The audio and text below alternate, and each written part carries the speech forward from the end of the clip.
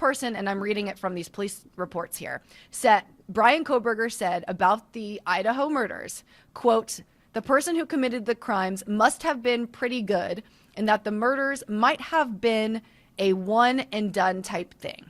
Ultimately, there ended up being 9 complaints to the criminology department from faculty and other students that felt that he was sexist towards women and degrading. And so you kind of start to learn how he functions around women.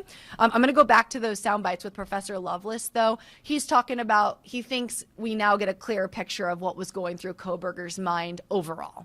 When it comes to, piecing some of those puzzle pieces together, there was there seemed to be a very strategic nature to everything that he did. And, I don't want to speculate or offer any assumptions in this here in terms of why he did it, but it certainly could be that he just had a plan. He wanted to see how it worked.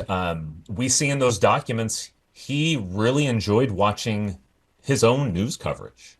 He would be in jail watching himself on TV going, man, I'm on every channel. That's one of the quotes in one of the documents that was released by Idaho State Police. He was fascinated by his own murder that he conducted. And so you start to get little elements and pieces of that kind of make that all make a little bit more sense. Hindsight is 2020.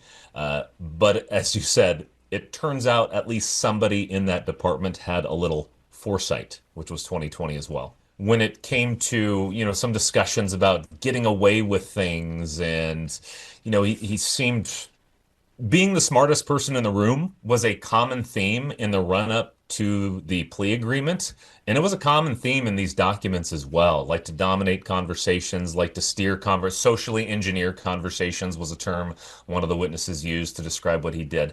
Wanted to be the smartest guy in the room, like to talk down to people, perhaps people of marginalized groups as well. And so there was this, it's a sense of this person who desired dominance over the things around him and who was really proud of an ability to do that.